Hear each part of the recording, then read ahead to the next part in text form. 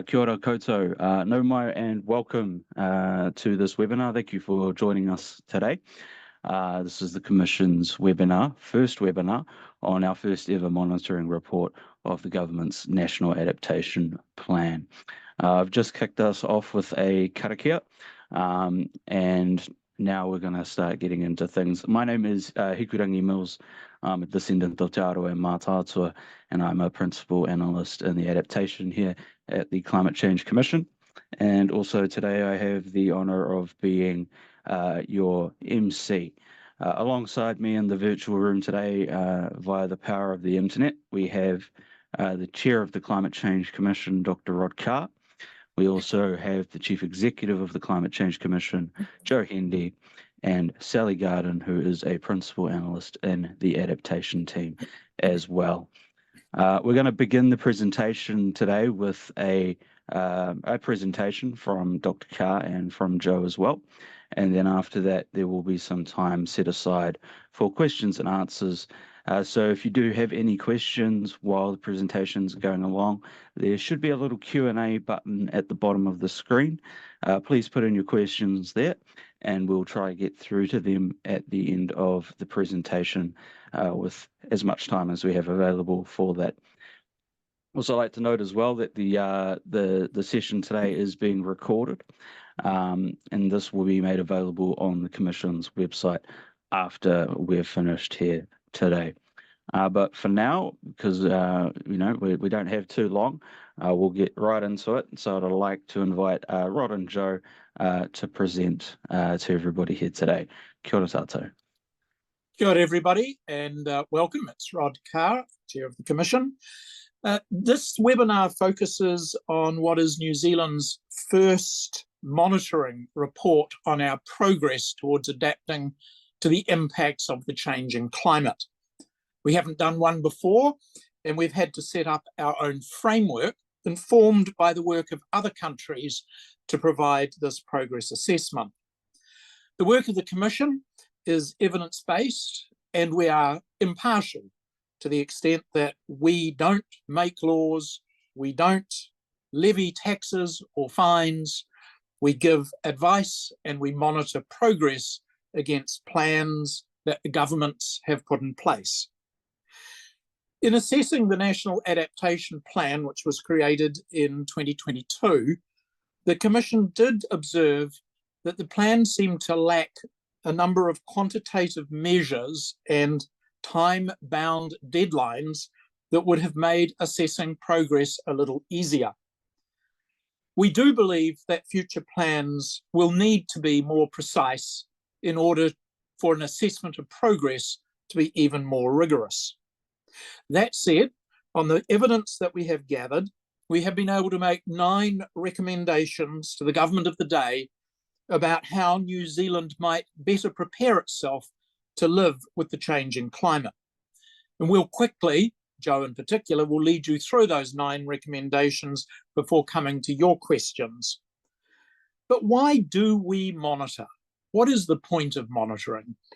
The principal point is that scrutiny can have an impact. When an independent and expert looks at our progress and provides an impartial assessment and makes that available to all New Zealanders, it is then for New Zealanders to decide whether they believe progress is adequate and acceptable. It's not a matter of the Commission marking a scorecard and on behalf of all New Zealand saying whether or not progress is acceptable. However, we do exercise some judgment in trying to form an opinion about various matters. And one of the conclusions we have reached is that New Zealand needs to be more proactive, take more urgent and bold action to prepare for the impacts of climate change. And the reason for that is quite simple. The evidence is it costs more to delay action, that it is in our own self-interest to better prepare for and be able to respond to the now certainty that our climate is changing and will impact the lives and livelihoods of all New Zealanders not only in the distant decades, but this decade. To lead you through our recommendations, I'll hand off to Jo Hendy, the Chief Executive of the Climate Change Commission. Jo. Thanks, Rod, and kia ora, everyone. Thank you for being here today. So I'm going to start off with just quickly recapping our approach. So we have been assessing progress, the country's progress towards our adaptation goals more broadly. So we've looked at the quality and the implementation of the current National Adaptation Plan, but we've also looked at how adequate it is it, and what observed progress can we see on the ground. Globally, people are grappling with how to adapt to the changes of climate change, and also how to measure and monitor its progress. So we have connected with our counterparts internationally to identify what would be a best practice approach, and also had independent experts assess our methodology. And so that is the basis for which we reach these conclusions and make these recommendations. What we have found is that, as Rod said, we need to pick up the pace. We need to move from a largely reactive space into a proactive space. And by doing so, and doing so fast, we can save money and avoid heartache. The impacts of climate change are getting worse, and they pose risks. So the fires, the floods, the storms, the slips, the droughts, these pose risks to people every day. People in business, people who run farms, our infrastructure, things like our water and roads, our communities. The floods in Auckland and Cyclone Gabrielle totaled around $14.5 billion of damage. And 1 out of 7 people currently live within flood-prone areas with around $100 billion of buildings at risk. The good thing is there are things we can do. From the pumps and the pipes and seawalls to nature-based solutions to planning tools to de-intensification and managed retreat. We have options. And what the international evidence shows is that many of these options, the benefits outweigh the costs from a range of 2 to 1 up to 10 to 1 in terms of a benefit cost ratio.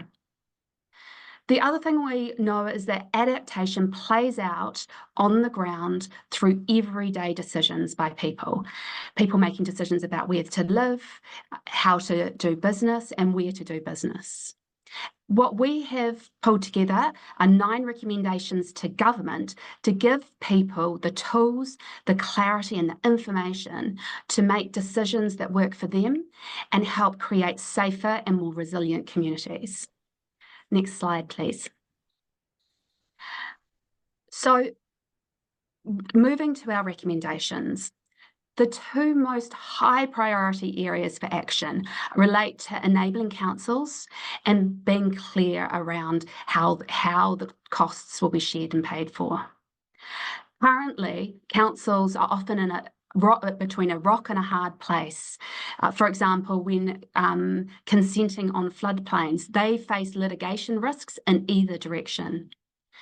And currently, there aren't clear processes around how to adapt, and there's lack of clarity on options such as when is managed retreat on the table or when it is not, and what process do you go through.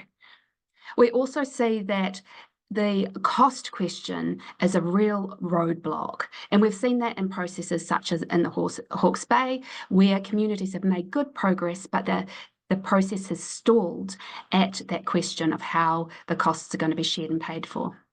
And this is thinking about things like public versus private losses, the compensation principles, and also thinking about what new funding and finance tools might be on the table. Next slide, please. So other areas where we need to urgently act, and we've recommended government plays a critical role. on the slide here. So the first one is around ensuring iwi Māori can plan and act on adaptation. And this is about providing that clarity about roles and responsibilities, making sure that iwi Māori retain rangatiratanga, and making sure there's adequate resourcing available. Access to quality data and information that is in the form that people need for making decisions will also help improve the quality of adaptation decisions and ultimately save money, avoiding litigation and creating safer communities. And so to support this, we've recommended that the government set out a research and development strategy. It's also really important to realise that left unmanaged, costs may well fall unfairly. For example, different people face different risks depending on where they are and what their circumstances are. For example, if you compensate homeowners after a storm event, that's not going to actually provide compensation for people who rent for their homes. So that also is an area that we've made a recommendation for attention. And finally, speaking to recommendations 6 and 7, we need to be working out how we share the expertise and grow the capability to plan and act on adaptation. Next slide, please. Finally, coming to the plan itself, the government needs to be clearer around the direction, scale, and pace of change that's required. This means having goals and objectives that are specific, measurable, time-bound, and outcome-focused. And this will make it much easier to monitor the effectiveness of the plan. As we've gone about this work, as well as identifying the problems and the fact that we need to move from a reactive to proactive space, we have seen a lot of positive progress. For example, when we visited Dunedin, we saw a high quality process at a community level where the community was very engaged, and there were some really hard options on the table, but the process of working together and identifying what they valued as a community and where they might go was well underway and running very well. Another example is when we visited Aotearoa, and what really struck us there was the coming together of people through local networks to respond to the emergency situations and the power of that. More generally, we now have 40% of companies disclosing risk, which is going to influence and improve investment decisions. There's a range of information, tools, guidance being developed and shared. And finally, the Finance and Expenditure Committee's inquiry is a positive step and great progress to see, especially with a cross-party approach being taken. So to sum it all up, there is a key role that government can take here to enable local decisions, being clear on the roles, the responsibilities, the decision-making processes, and clear on the consequences of different choices, providing people good information. And with that, I'm going to pass back to Hiku to run the Q&A. Kia ora korua mō tō kōrero mai kia tātou. Thank you for presenting that. Hopefully it was informative to everybody here. Just a reminder now, we're going to be going into a bit of a Q&A session. There is a Q&A box at the bottom of the screen there. If you have any questions that you would like me to ask our panel, just chuck it in there, and if we have time, we'll get around to it.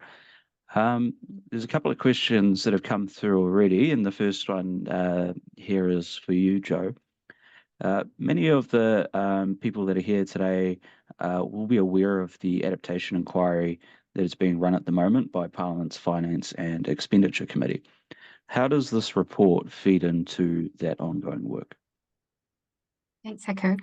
Yeah, as I mentioned, the Finance and Expenditure Committee is a really, the inquiry is a really positive thing. It's looking at the objectives and principles for an adaptation framework. And we submitted and spoke to the FEC about some of our preliminary findings in July. Particularly, we pointed out the need to enable councils to plan and act effectively and sort out how the costs will be shared and paid for. So the FEC is an important step forward and an opportunity, as I said earlier, for building that cross-party consensus on adaptation, which is, of course, critical for enduring solutions, because this is going to be an ongoing need for decades and beyond. Awesome. Thanks for that response, Joe. There's another question here. We'll give this one to you, Rod. So there's been a focus on recommendations that help us shift to a more proactive approach in dealing with climate impacts. Could you tell us a little bit more about that? So this comes from the observation that is the evidence base, that it costs a lot to delay and respond when a foreseeable climate event causes loss and damage. And our advice to the government is you need to be much more proactive in accepting that the climate is changing, anticipating the impacts that changing climate is going to have on communities, and preparing the communities to respond when those impacts are revealed. The evidence to date of New Zealand's behaviour is to respond to an emergency and try to put things back how they were. And the Commission's conclusion is that not all costs and losses can be compensated for, and that people need to know in advance where those costs and losses will fall, because that will help them make better choices about where to live, where to invest, what businesses to operate. And so the proactivity isn't just about dredging river mouths and building stop banks. It is about managing people's expectations so they can make better choices and prepare for the impacts of the changing climate. Awesome. Thanks for that response, Rod. Got another question here as well. This one for you, Joe. It's a question from somebody from Purpose Capital. And they ask, I'm hearing a lot about adaptation. Has the Commission shifted its focus from mitigation to adaptation? Thanks, Hikurangi. So the Commission has always had in its scope both mitigation and adaptation. Parliament set out our work programme when it passed the Zero Carbon Bill in 2019. And for the first few years, the work that we were directed to do was related to reducing emissions. Now, this is our first report that is focused on adaptation itself. And so this particular report is assessing the progress of the National Adaptation Plan. We will also be, over the next 2 years, doing the work to pull together the next National Climate Change Risk Assessment.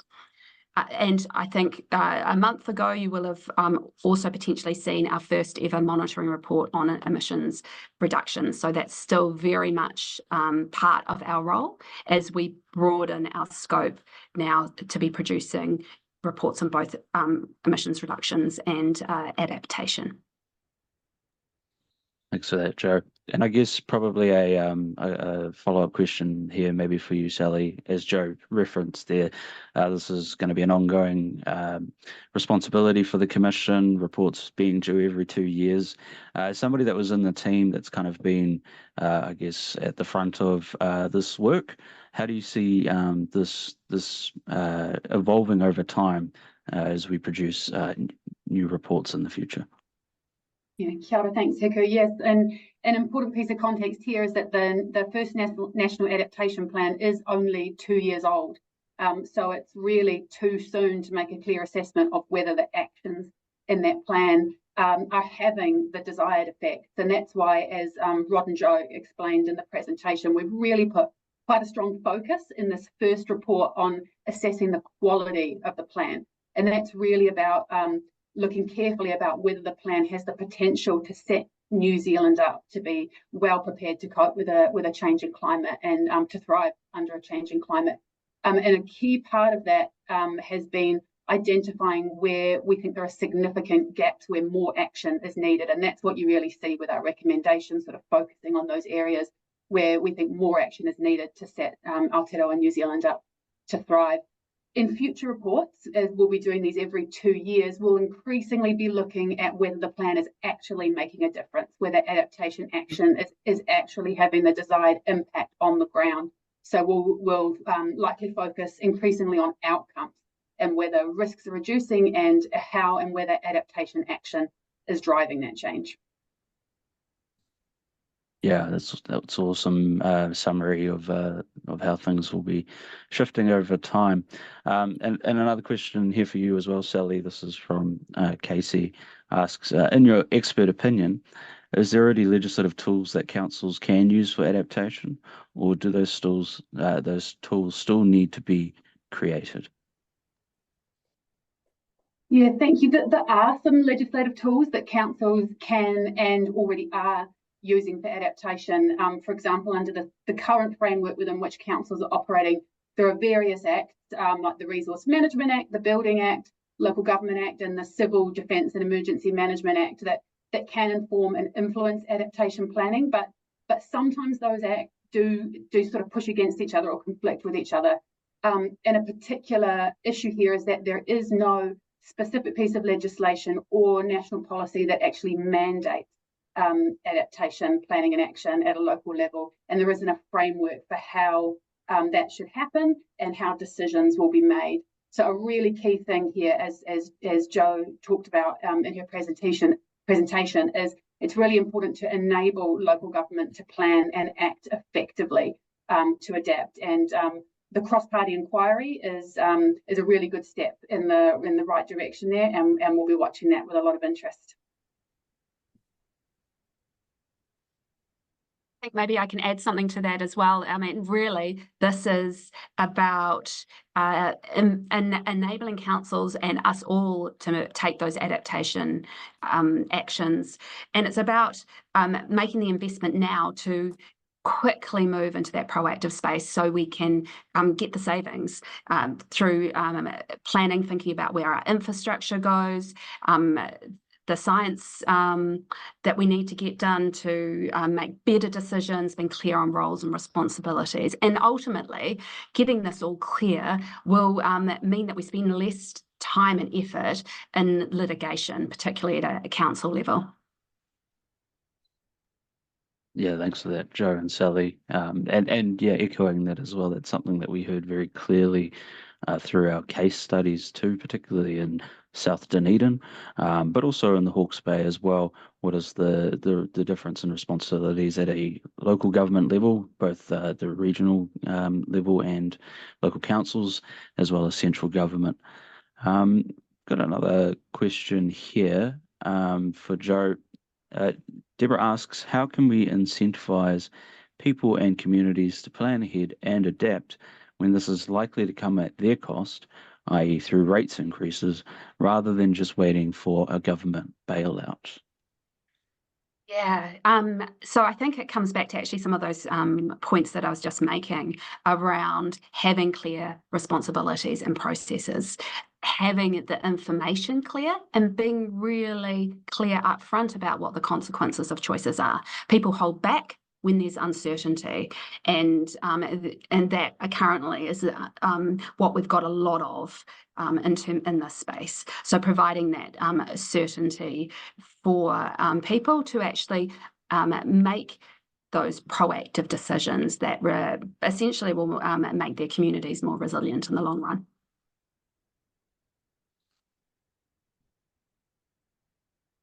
Yeah, I would just add one other comment, which is the money is going to run out at local government level. And I think the challenge for local government is to be responsible to their stakeholders and communities, that the assumption that central government is going to make whole all the losses is unsustainable. And now we need the honest conversation at local government level about, well, what is the plan? What are we protecting? How are we how are we getting best use of ratepayers' money? Because the assumption that Wellington is always going to ride to the rescue is making us make poor choices. Yeah, thanks for that, Rod. And I guess that also speaks somewhat to some of the recommendations we had around figuring out priorities as well, and how adaptation is uniquely localized, and that is speaking to some of the issues that come about with a national level plan and the priorities that sit within communities, and needing to reconcile those two distinctions. There's another question here for you, Joe, from an audience member who asks about the Dunedin work, specifically asking who led the community work there in Dunedin, and is there an expectation that that sort of work is led by district councils? Thanks, Hikurangi. So actually the South Dunedin work was initially led by the community. They started to work more closely together with both the regional and city council after the flooding that occurred in 2015 and caused a lot of damage there. I think having visited and talked to the various parties involved, what really struck me was how much trust there was, and how closely the different groups were working together. So that's both the regional council and the city council, mana whenua, the local community, and it was really clear that each party in that has a different perspective and a different role to play, and actually the local scientists as well. That was particularly noted by everyone, that clear science from someone and people who actually lived there made a real difference as well. So I think it's that working together piece that was really a standout in terms of the South Dunedin initiative. I might just add to that, Joe. One of our recommendations in our report is around facilitating the access, availability and sharing of resources, expertise and information. And one of the key areas where that needs to happen is around effective community adaptation planning. It's a really, it's the sort of working together of councils and communities to plan for and adapt is really critical. And there's a lot of skill and expertise that's needed to do that effectively. And councils vary hugely in terms of their access to resources and expertise, etc. So we really need to look at ways of facilitating the sharing of that expertise out there. Yeah, awesome. Thanks, guys. Just another question here for you, Rod. This comes from Rob, and he asks, how do we all change the drive for intensification in short term with long-term adaptation in flood and coastal areas? Again, I would say that adaptation is inherently local, so there isn't a one-size-fits-all answer. In different parts of New Zealand, intensification may be a perfectly sensible way to adapt to the changing climate. In other parts and in other communities, intensification may increase the risk of loss and costs. So I think gathering the evidence, and as Joe said, making it accessible and available so that communities can understand the reality they are confronting is the best way to inform people so they can make good choices about where to live and where to invest. But I don't think there is one right answer to intensification being good or bad. It all depends. I think what I'd add to that is that it's important that when people are making decisions, they have the broad range of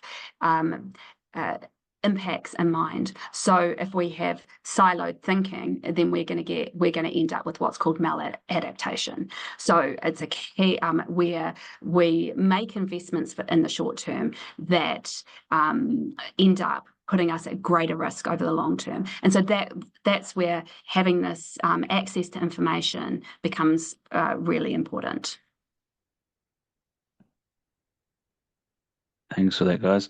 Another question that's come in here for Sally, and this comes from Tim. Can you identify what you consider to be the main barriers and obstacles to achieving the desirable level of scale and pace of adaptation?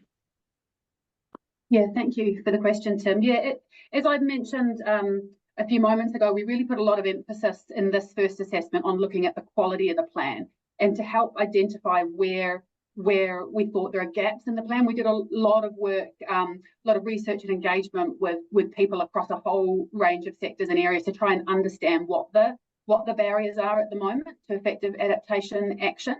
A few of the things that stood out for me is really how many of the barriers we heard about at the local level flow from the sort of first two key points that Jo made in her presentation, a sort of lack of clarity around a clear mandate for councils to act on adaptation and a clear process for how planning should happen, how decisions should be made, and then also the lack of a clear framework for costs, how adaptation should be paid for. That a lot of other barriers we heard about really flow strongly from those. There's a lot of people raised challenges around accessing the expertise that's needed to plan for and act on adaptation. For councils in particular, that often flows from the challenge around being able to access funding through the long-term planning process, for example, when they're competing against all kinds of other challenges and without a clear mandate to act on adaptation. A lot of the other barriers we heard about in other sectors, a lot of them sort of relate to a lack of a systems approach and sort of joined up approach on some issues. So, for example, a lack of coordination between and across different infrastructure types came up as a key issue, and across the different parts of the water sector, for example. And there's a lot of codependencies and a lot of sort of joint vulnerabilities with infrastructure. If one type of infrastructure is impacted, that can flow through to impact on another. For example, if electricity networks are affected, that can impact pumps, for example, in water management. So there's really a need for a more joined up and holistic approach to sort of planning for and improving the resilience of our infrastructure networks, for example. Awesome. Thanks, Sally. Super comprehensive, but don't going on to mute too quickly. I've got another question here for you. This is from Suze, who asks, what SMART metrics do you think are good for measuring progress of adaptation planning? Oh, the metrics question. Coming up with metrics for measuring adaptation progress is a really, really tricky question. And it's one that we've spoken a lot to our international counterparts about. There's a lot of other countries that are also sort of going on this journey and trying to figure out how to effectively monitor adaptation progress. And it's really difficult. There's no sort of perfect set of numbers that will be able to give us a really comprehensive picture of progress on adaptation. We've focused in sort of in this report and sort of developing an initial set of high-level, national-level metrics that can give us a picture that we can build on over time across different systems and across the country, that over time will give us a picture of whether risk is changing, for example. But I think the key point I'd make on that question of SMART metrics is not honing in on specific numbers will only give you ever a sort of partial picture, and honing in on one number might not tell you what you think it's telling you. So the importance of a complementary set of metrics that together can give you a picture of how risk is changing and whether adaptation action is driving that change. And that's what we've sort of started to try and build up in the national level metrics chapter of this report. Awesome. Thanks for that, Sally. Just got a question here for you, Jo, from Rex, who says that this is a good progress report. However, there seems to be quite a lot of planning to plan when there is a need to act now. Why does the progress report seem a bit short on the detail and priorities for actions? Thanks, Hikurangi. And yeah, thanks, Rex. It is, and absolutely, it is incredibly important to act now. the impacts are on us and they're going to get worse. The thing for us in Aotearoa New Zealand is we're just beginning this journey. It's very early days. And of course, countries around the world are all grappling with how to do this. So we've actually got to work out how to go about this, how to organise ourselves to do it well. Otherwise, we're going to make poor decisions that shoot us in the foot in the long term. So working out systems that will, and processes that will actually allow local communities and people where they are to make good choices. This is essentially the theme that underlies this progress report, and that is the where we've identified the critical focus for the government right now. Over time, we will of course move into a place every 2 years. We'll be coming back and we'll be looking for more progress on the ground. I'd also just point you to the National Climate Change Risk Assessments. So the previous one and now the one that we've got underway and is due in 2026, and that will be looking at where the nature and scale of the risks, how that's changed since the last one, and that will really help also inform those priority actions. But I'll just leave with, finally, in one place the solution might be a seawall, but in another place it might be a nature-based solution or a managed retreat. We've got to make sure that there are the clear processes there for the people in that place to work out what the right solution is for them. Awesome. Yeah, thanks for that, Jo. And that clearly echoes as well what we've heard through our engagement in creating this report and our ongoing dialogue that we're having with different parts of the community. I've just got another question here for Rod. Suze asks, it seems like extreme weather events are an obvious trigger for adaptation planning. Did the Commission find evidence where emergency recovery activities have enabled longer-term risk reduction / adaptation planning, or have you recommended how this might happen? So the Commission has given some advice on the need to strengthen the emergency response capability within New Zealand. There have been a number of reports that we are not as well prepared to respond to what are now going to be almost business as usual emergencies, that the strengthening of emergency preparation to ensure that we can protect lives and ultimately protect livelihoods is part of the recommendations of the Commission's work. When it comes to, is there evidence that our response to natural disasters informs our adaptation for those disasters, it is interesting to note, for example, after the Christchurch earthquake, we had a makeover of the building code.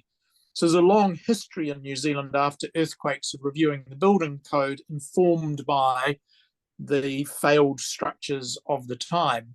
I'm not certain we've yet got the loop back complete for inundation, for instance, where we find that the more frequent storms and rainfalls are causing accelerated erosion and sedimentation in our rivers and river mouths, and that is going to get worse. So what is the right adaptation to that, and what is the right emergency response? And does the emergency response actually inform adaptation? There's no doubt that after an emergency, communities are traumatized. Communities want things to be put back how they were. Communities often don't have the resources to make themselves whole again. And so we end up at the moment with these one-off and ad hoc central government responses, and that seems to lead to some sense of unfairness and inequity. And of course, the spotlight moves from the emergency of 2 years ago to the emergency that is most recent. And often communities feel abandoned and left behind as time passes and the next emergency occurs. So that's all very well to describe that. The question is, how do we learn from that? And part of that is what we've described in our report of the planning. And I know everybody wants to see action, but part of the plan is to manage expectations so that when one of these events occurs, as it inevitably will, people have expectations that are realistic about what's going to happen next. And government and local government can deliver to those expectations. I just add to that, just to reinforce it, in the Cyclone Gabrielle and Auckland floods that we've seen very significant costs. So I mentioned before the $14.5 billion in damage to physical assets. Over half of this was damage to infrastructure, almost $4 billion in insurance claims, and between $400 and $600 million in output losses to primary industry. We've also seen huge sums paid out for voluntary buyouts for owners of residential properties that are designated to be no longer safe, and those costs being shared between central and local government. Total central government expenditure on these buyouts is projected to be $1 billion.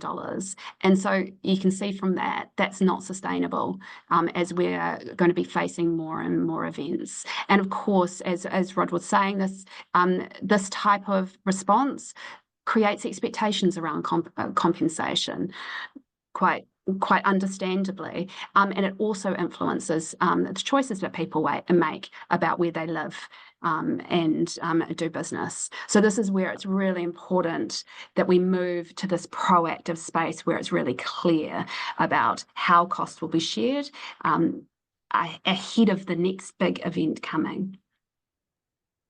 Thanks for that, Joe. I'm just going to loop back up on a follow-up question here, which I'll give to you, Rod, and then Joe, if you have some comments on it. But just given the numbers that we've been talking about here, and we've also talked about needing clarity around the different roles that different parts of the community will play, what is the role for insurance through adaptation?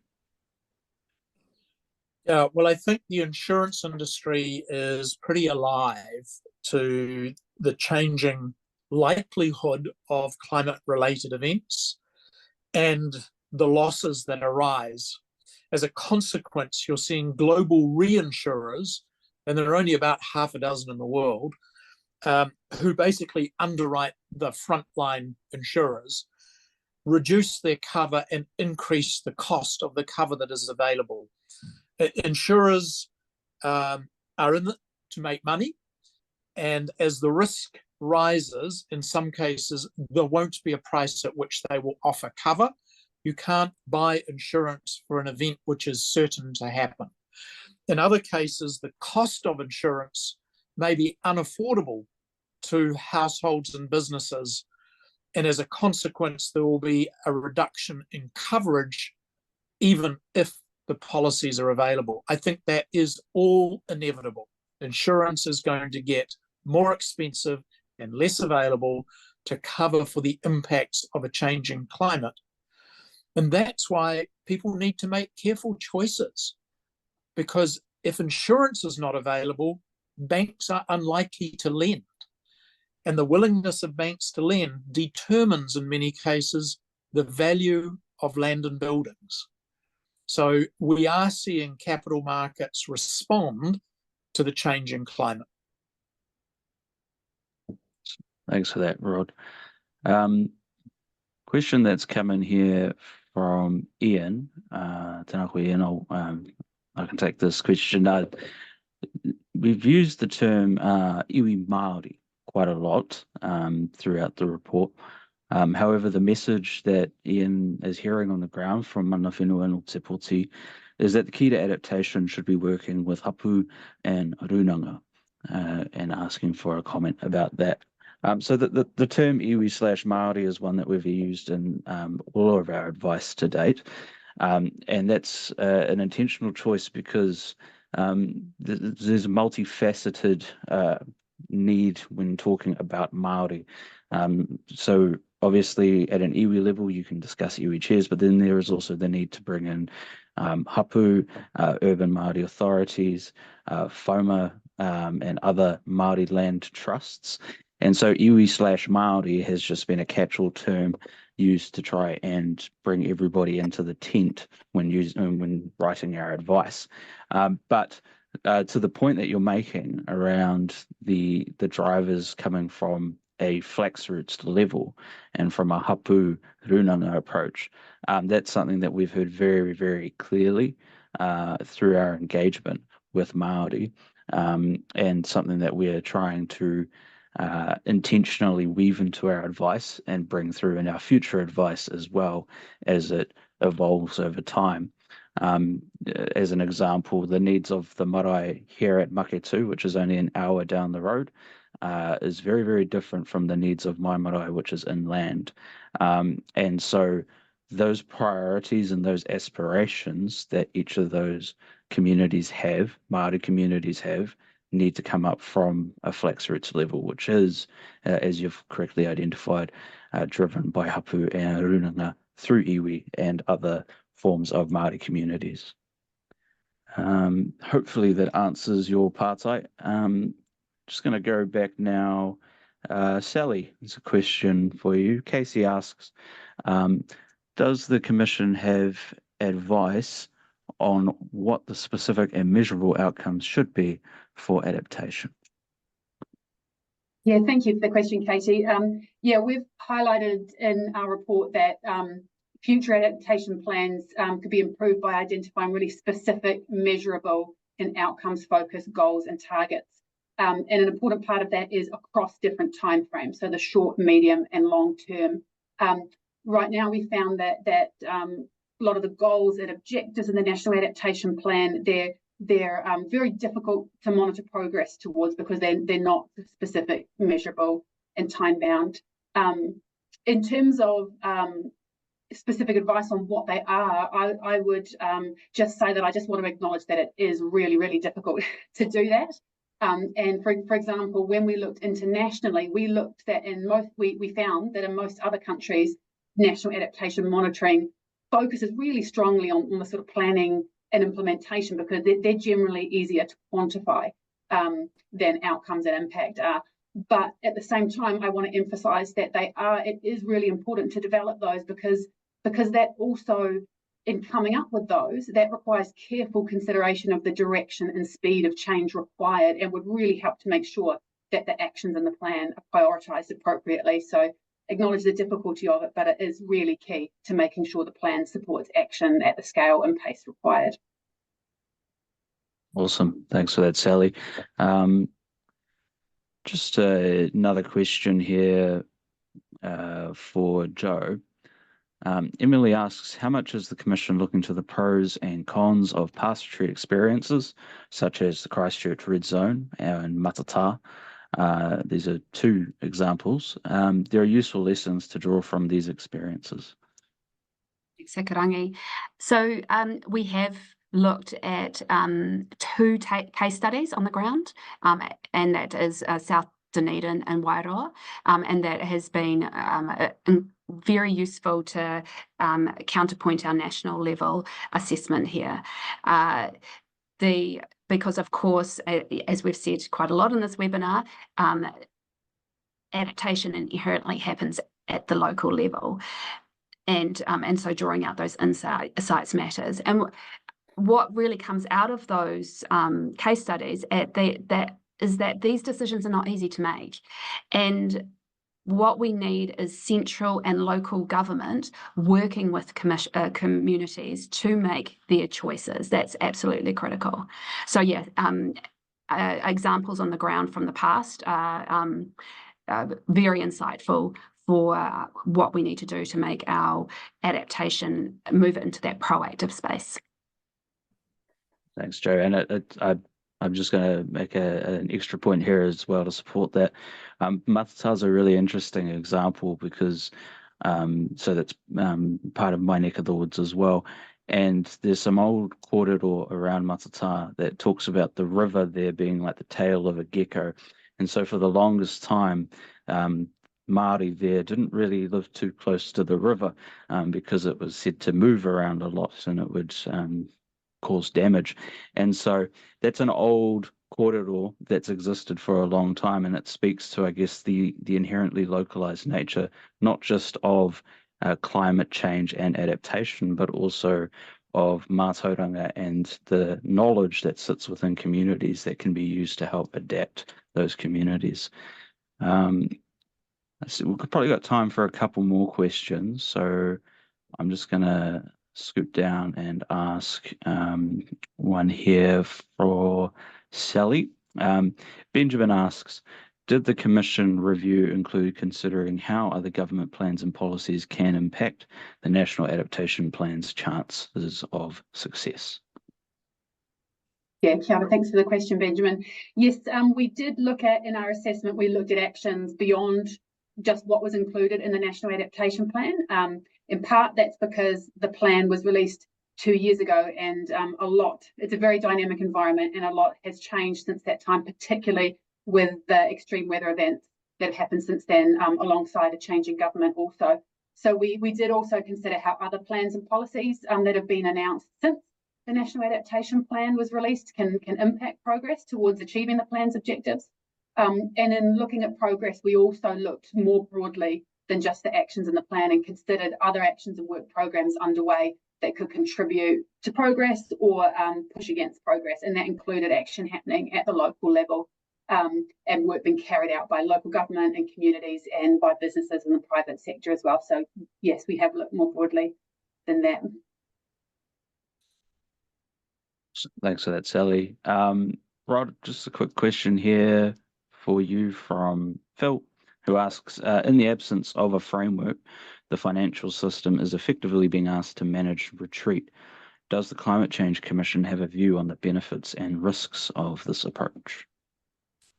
The Climate Change Commission has made recommendations that the government needs to be mindful of the impacts and the distribution of those impacts on communities. And one thing I can guarantee is if you leave it to the financial markets may be in the short term quite efficient, but they are indifferent to the distribution of those costs and losses across communities. And if we care about where those costs and losses fall, whether we care about whether they fall on affluent people or vulnerable people, then not to make a plan and not to get ahead of the markets is itself a choice that says that we are not prepared, essentially, to be concerned about where those losses fall. And I think most New Zealanders do care about the distribution of losses. They do believe that vulnerable people and communities need more help and support than others. And if we just leave it as an unplanned market-based outcome, then those distributions of cost and losses will look inherently unfair. Thanks for that, Rod. We're getting close towards the end, so I'm just going to ask one last question, and this one's for you, Joe. Jenny has asked whether the right capability for the work that is needed is understood and if it is being developed in our education system. Thanks, Jenny. Well, so this is a key point for us that we do need the people with the right knowledge, skills and expertise. And this is why we've recommended a workforce strategy be created for exactly that, to make sure we have the expertise in local government, in the construction and infrastructure sectors especially. We need people with climate-related skills and expertise. And this also includes people with expertise to create the climate-related data, translate the information into effective planning and action, and also work effectively with communities. So that's an absolutely critical piece, which is going to be needed. Again, this isn't a one and done thing. This adaptation is going to be ongoing. Thanks for that, Joe. Yeah, look, we've got 4 minutes left, so now might be a good time to go back to the panel.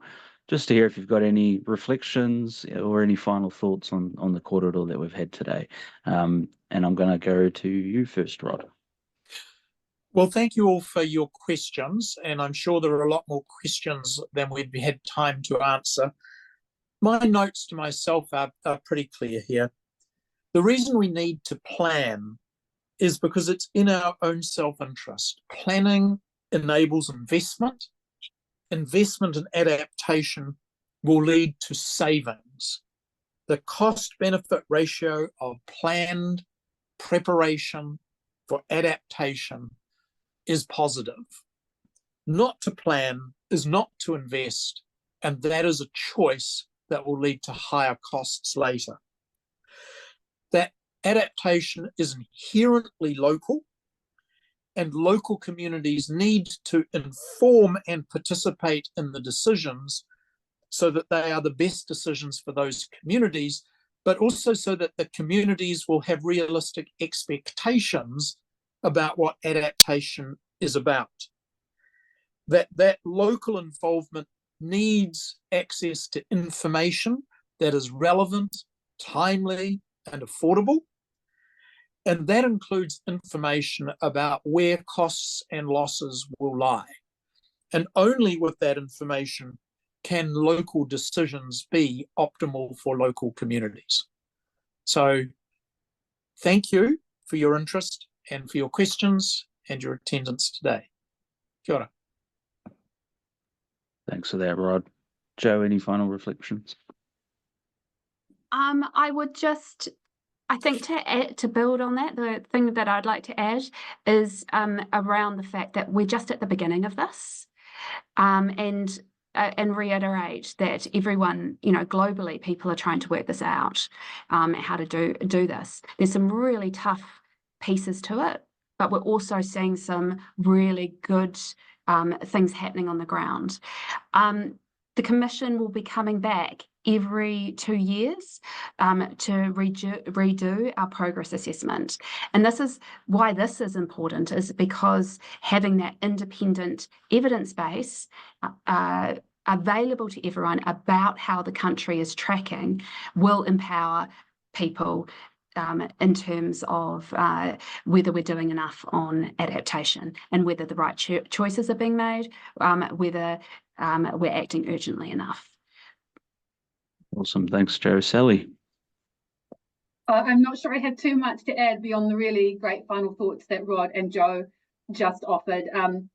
I do really want to emphasise the point that Rob made about the importance of locally led processes and working with communities on what's going to happen here. But as Rod also said, that can only happen within an environment that enables it to happen. And that's what a lot of our recommendations are really focused on, creating that laying the good foundations and creating an enabling environment where adaptation action that makes sense locally and supports good local decisions can happen. The Finance and Expenditure Committee inquiry on adaptation, I'm hopeful that has the potential to really help with that. Awesome. Thank you for that, Sally, and me atu kia koutou. Rod, Joe, Sally, for coming today and providing that kōrero. O te rau mihi atu kia koutou anō, kua tai kua whakatakoto ngā pātai ngā mātou te whiwhi. Thank you all for coming today. Asking your questions of us. As Rod mentioned, there were some we couldn't get to, but if you go on our website, you can find our email, and we're always happy to talk climate change at any time. So mihi atu kia koutou, mō tēnei, mō koutou whakaaro. Thank you again for coming along, providing your thoughts and your considered kōrero.